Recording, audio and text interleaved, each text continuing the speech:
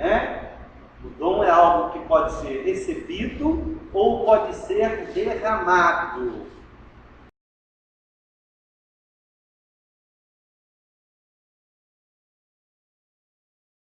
Este dom, este presente, foi dado porque Deus nos prometeu.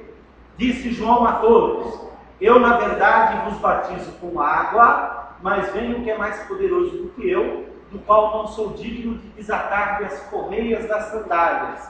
Ele vos batizará com o Espírito Santo e com fogo.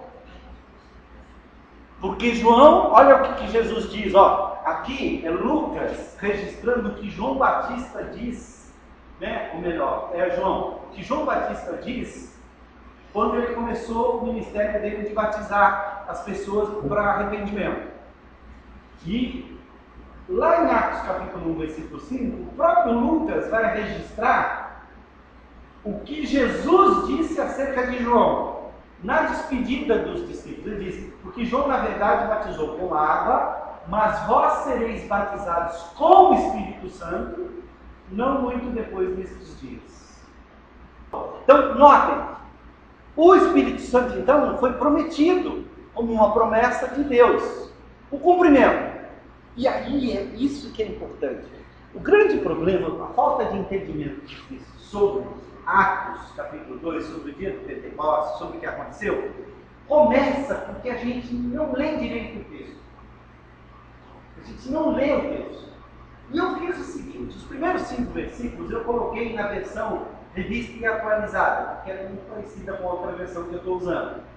Mas eu gostaria que, se você tivesse com a sua Bíblia aí, você abrisse em Atos, capítulo 1, 2, versículos 1 em diante, que nós vamos ler. Os primeiros 5 versículos são iguais. Mas você vai perceber que a partir do versículo 6 eu vou usar a versão da Bíblia na linguagem de hoje. Por quê? Esse é um bom meio da gente estudar a Bíblia. A gente pega uma Bíblia com uma versão diferente e a gente compara as duas, a gente aprende muito mais. Tá? Então olha só, né? Capítulo capítulo 2, versículo 1. Ao cumprir-se o dia de Pentecostes, lembram que eu expliquei para vocês que o Pentecostes é uma festa que ocorre 50 dias depois da Páscoa, e é a festa na qual se trazem os primeiros frutos da colheita, para oferecer a Deus, com isso dedicando a colheita inteira. Se nesse dia se traz muito fruto, é sinal de que a colheita foi boa e haverá fartura. Se traz pouco fruto, é sinal de que a colheita não foi boa e haverá escassez. Então, se a gente for pensar assim, no dia da festa da colheita, no dia do Pentecostes, estavam reunidos 120. Diante do ministério de Jesus, isso é muito ou é pouco? É pouco. Parece que a colheita de Jesus vai ser um fracasso. E pensa, um homem que reuniu 5.000 pessoas e alimentou essas 5.000 pessoas, no outro lugar 7.000 pessoas, ou ele não podia entrar e sair das cidades porque as multidões cercavam, não deixavam ele entrar e sair. Quando ele deixou um grupo, quantos ficaram? 120? Foi um fracasso. Se pensar em termos de hoje em dia pensa-se muito: a minha igreja tem tantos mil membros, a minha igreja tem tantos mil membros, a minha igreja tem tantos mil membros. Se for pensar como esses pastores pensam hoje em dia, o ministério de Jesus foi um fracasso. Mas o ministério de Jesus não foi um fracasso. Por quê? Porque, olha só, ao cumprir-se o dia do Pentecostes, estavam todos reunidos no mesmo lugar. De repente, veio do céu um som como de um vento impetuoso e encheu toda a casa onde estavam assentados. Se você tiver alguma pergunta, anota, que no final eu vou responder, porque vão surgir muitas perguntas durante a leitura desse texto. E apareceram distribuídas entre eles línguas como de fogo. Então, línguas aqui é o formato, né? A gente fala língua de fogo, é aquela chama de fogo, né? Línguas como de fogo, e pousou uma sobre cada um deles. Então, 120 receberam um pedacinho do Espírito Santo, simbolizado ali. Agora é interessante, né? o símbolo do fogo é maravilhoso, porque dá para... existe meio fogo? Fogo é sempre inteiro, né? Não é? Você pega o fogo de uma vela, você põe outra vela. Mas tem chama pequena. Sim, tem chama pequena e tem chama grande. Mas a gente fala assim, esse fogo aqui é metade daquele? Não, é um fogo inteiro. Porque o fogo não tem, ele se divide, mas aquele foguinho pode ser uma faísca, é capaz de incendiar uma floresta inteira. Então olha que coisa maravilhosa, o Espírito Santo não se divide. Embora pareça que o Espírito Santo se dividiu e cada um pegou um pedacinho do Espírito, todo mundo foi cheio plenamente pelo Espírito. Porque não importa o tamanho da chama, se pegar fogo na cabeça, pega fogo no corpo inteiro. Tá? Pousou sobre cada um deles. Todos ficaram cheios, olha aí, do Espírito Santo e passaram a falar em outras línguas, segundo o Espírito lhes concedia que falassem.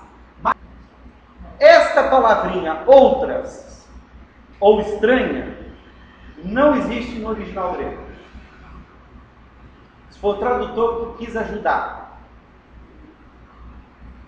A melhor maneira de ler esse texto é: passou a falar em línguas, segundo o Espírito lhes concedia que falassem. Tá? Outras aí? Igual. Então tá bom. Guarda isso, daqui a pouco nós vamos voltar a isso. Tá? O que aconteceu nesse dia então? Né?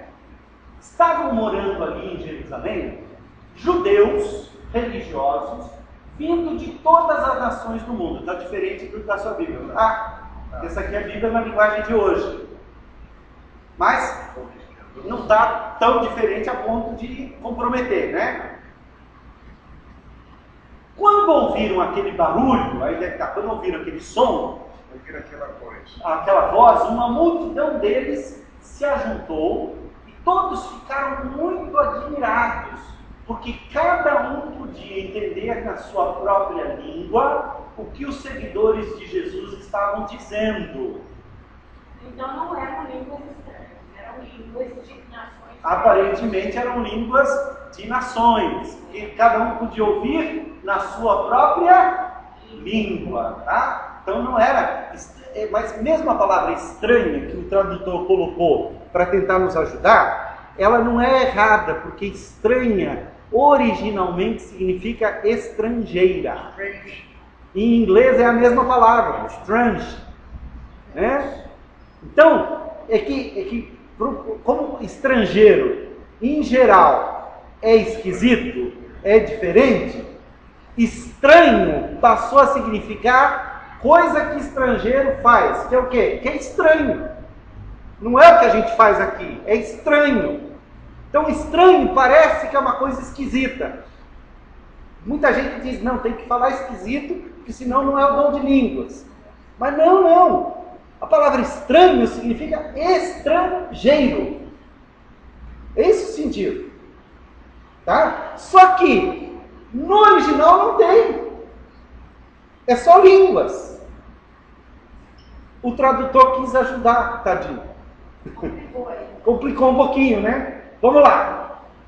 A multidão ficou admirada, espantada e comentava. O que eles comentavam, né? Então Pedro se levantou, junto com os outros 11 apóstolos, e aqui, peraí, acho que eu pulei os versículos aqui, deve falar, pulei. A multidão ficou admirada, espantada e comentavam, será que eles estão bêbados e tal, né? Não tem isso aí no texto? Eu acho que eu pulei aqui, vamos ver se eu não troquei o slide de lugar, mas tudo bem, vamos lá. Aí, vamos pular direto aqui para quando Pedro se levantou, junto com os outros 11 apóstolos, e em voz bem alta começou a dizer à multidão: meus amigos judeus e todos vocês que moram em Jerusalém, prestem atenção e escutem o que eu vou dizer. Estas pessoas não estão bêbadas, como vocês estão pensando, pois são apenas 9 horas da manhã. O que de fato está acontecendo é o que o profeta Joel disse. É isto que eu vou fazer nos últimos dias, diz Deus. Então notem que Pedro está dizendo aqui que os últimos dias começaram ali. Tá? Isso é interessante. Não é tão importante para o nosso assunto, mas é interessante. Me ajudem a ler o próximo que diz lá, o seguinte. Aqui, ó. Aqui, podem ler aqui, ó. Todos juntos, vamos lá. Derramarei o meu espírito sobre todas as pessoas. Os filhos e as filhas de vocês anunciarão a minha mensagem. Os moços terão visões e os velhos sonharão. E sim, eu derramarei o meu espírito sobre os meus servos e as minhas servas. Naqueles dias, eles também anunciarão a minha mensagem. Desculpa. Né? Eles também anunciarão a minha mensagem. Lembra que eu falei para vocês que profetizar é anunciar a palavra do Senhor? Olha como a Bíblia na linguagem de hoje já traduziu. Na Bíblia de vocês está escrito assim: naqueles dias eles também profetizarão. Tá? Os meus filhos, os filhos e as filhas de vocês profetizarão. Não está escrito aqui? Assim? Naqueles dias os servos e as servas, até os escravos, também profetizarão. Que aqui está sendo traduzido por anunciar a mensagem do Senhor. Que é uma tradução corretíssima. Esse é o significado de profecia, o significado primário de profecia. Vamos lá. Continuando. Alguns comentários sobre esse texto. Né? Termo outras ou estranhas. Estranhas acho que aparece mais em 1 Coríntios. Associado a línguas, não existe no original grego. Tá? Então, quando fala, passou a falar em outras línguas, pode ler, passou a falar em línguas. Outra coisa interessante é que línguas, no grego glossai, significa, em grego, ordinariamente, idiomas. Sempre. E o texto é interessante, porque quando fala lá, diz assim: ora, moravam em Jerusalém, estavam em Jerusalém naqueles dias. Ó, está aqui o texto, deixa eu mostrar aqui para vocês. Atos, capítulo 2. Eu pulei alguns versículos para a gente ganhar um pouquinho de tempo, mas está aqui, ó. Ora, estavam habitando, tal, versículo 7. O 8 diz assim: e como os ouvimos falar, cada um em nossa própria língua materna. Olha que interessante. Primeiro dom de línguas foi uma capacidade sobrenatural dada pelo Espírito Santo de Deus de se falar numa língua estrangeira que aqueles que falavam não conheciam. Mas alguém conhecia o que se estava falando. Sim. Quando se falava, tinha alguém que estava ali ouvindo. Exatamente. Alguém que interpretava. Somos partos, medos, elamitas, os naturais da Mesopotâmia, Judéia, Capadócia, Ponto e Ásia, da Frígia, da Panfilha, do Egito e das regiões da Líbia, nas imediações de Cirene e romanos que aqui residem. Quantas línguas aí vocês contaram? Né? Vamos lá. Partos, medos, elamitas, Mesopotâmia, Judéia, 5. Capadócia, Ponto e Ásia, 8. Frígia e Panfilha, 10. Egito, regiões da Líbia, 12. Imediações de Cirene, 13. E romanos que aqui, 14. Mas aqui é uma enumeração completa, será? Ou é tipo assim, e etc. Provavelmente tem um etc aí, né? Não eram romanos lá? Oi? Não eram romanos. Não eram romanos, exatamente. Falava-se latim, falava-se vários dialetos, várias línguas diferentes e tal. É como se tivesse reunido ali línguas do mundo inteiro. Isso que é importante. Tá? Tanto judeus como prosélitos, cretenses e arábios, então tem Creta e Arábia também. Como os ouvimos falar em nossas próprias línguas as grandezas de Deus? Todos atônitos e perplexos interpelavam uns aos outros: que quer isto dizer? Outros, porém, zombando, diziam: estão embriagados, estão bêbados. Isso quer dizer que provavelmente alguém não entendeu, né? Alguém não entendeu. Vamos lá, se eu falo português e eu vejo uma pessoa falando chinês e eu não reconheço, não sei como é que é o chinês, e eu vejo aquela pessoa falando, eu vou achar, tá louca, tá bêbada. Note que algumas pessoas ouviram porque a mensagem chegou até eles na língua deles. Outros não entenderam porque a mensagem chegou, mas não na língua deles. Ou talvez o coração não estivesse fechado. Porque eu tenho a impressão que o que aconteceu aqui não foi só o dom de línguas, mas também o dom de interpretação. Os dois dons trabalharam concomitantemente. Ok? Deus abençoe. Né? Outra observação: somente dos 120 se diz que falaram em línguas, não sobre os 3.000 que se converteram. Quando você vê lá a conversão dos 3.000, não fala que eles falaram em língua, diz que eles foram batizados. Não diz também que eles receberam o Espírito Santo, mas diz que eles foram batizados e se uniram à igreja. Tudo bem? Então, você deve já ter algumas perguntas, anota, tem papel ali para a gente responder no final, tá bom? Senão a gente vai parando e não vamos conseguir chegar ao final.